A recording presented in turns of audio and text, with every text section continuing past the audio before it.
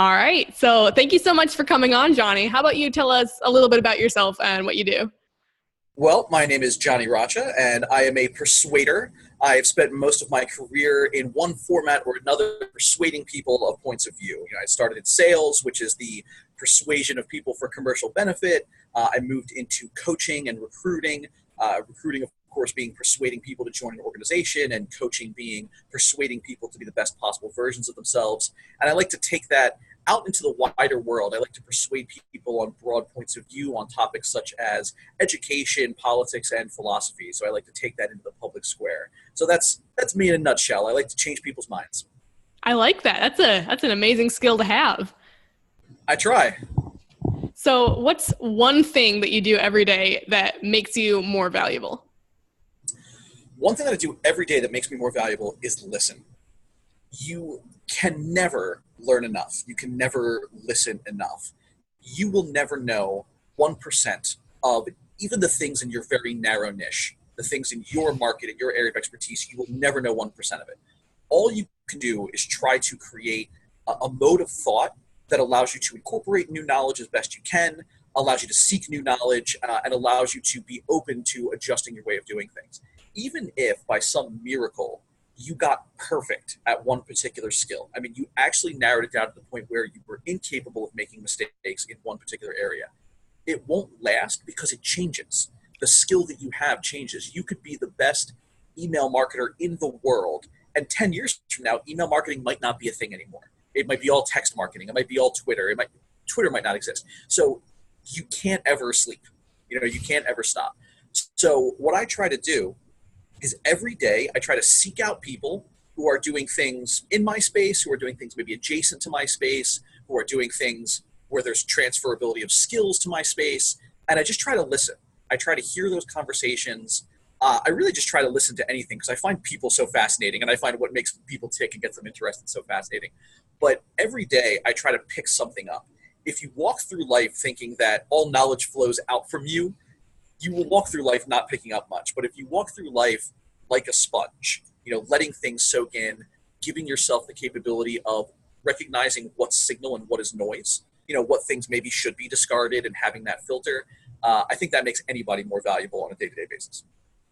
Yeah. So what does that look like each day? Kind of taking action and making sure, oh, have I listened to somebody today? Or do you ever get to the end of the day and realize you haven't listened? Or does it? Oh, yeah, nothing's perfect. No, nothing's perfect. So, and I think that you shouldn't beat yourself up over small failures. I mean, there's going to be days where, oh man, today was just so hectic and crazy and there were so many things going on with the kids. I never really got a chance to consciously go experience the world. But something that I just wrote on my blog yesterday was, this is why I love spending time with my 7-year-old. So my oldest daughter is 7. We walk around and she sees the world through such amazing eyes. I walk down the street and I see a fence, a yard, a house, a car. She walks down the street and sees puzzles and mysteries. And she just wants to dive into everything. And she's so analytical and so brilliant. Her questions are great. We end up on these incredible just tracks of science and philosophy as we walk around. So a great way to learn more and listen more is just surround yourself with people who are also doing that. So I try to be as social as possible. I try to, get on Twitter and follow weird people that are not an echo chamber. I try to get on LinkedIn and engage with people who are doing things in that space. And today, even this with you, this is me jumping on and learning about what you're doing and hearing about, oh, you're learning about podcasting. You're learning about this. That's great. Your learning can become my learning. So listening to people in that way, it tells me what's important to them. I like that. So was there a certain point in your life where you realized that you had to consciously start listening every day? Yes. And I can almost pinpoint exactly when it happened. When I started in sales, I'm a gregarious person. I'm a talker. You can get me started on a topic and I can easily go unchecked and just rattle on for a long period of time. In sales, you have to do 90% listening, if not more. People that have not done sales kind of have this misconception that all of the convincing happens because you tell people about your product or you tell people about your service. But what you really do is you ask people about their problems. You listen to people about their concerns, their pain points, what's going wrong, and how you can fix it. I did not do that. Early in sales, I would talk myself right out of sales. I'd be really excited about my product or my service, and I'd want my customer to know everything about it, every single fact I knew about my product. I wanted them to know, but you don't care. You don't care about. Not everybody cares about all those finer points.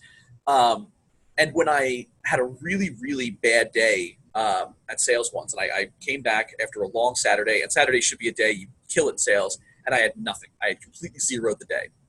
Came back to my manager, and he could almost tell. He said, well, give me your pitch a little bit.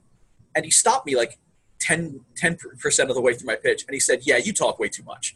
You have to just say like one thing, ask a question, and then let them talk forever. And then at the end of them talking, you'll make a sale. So that's when I kind of realized that I was putting way too much effort into the outflow and not enough effort into opening up the ears and really getting people's point of view. You can't generalize and assume that everyone thinks like you do, because nobody thinks like you do.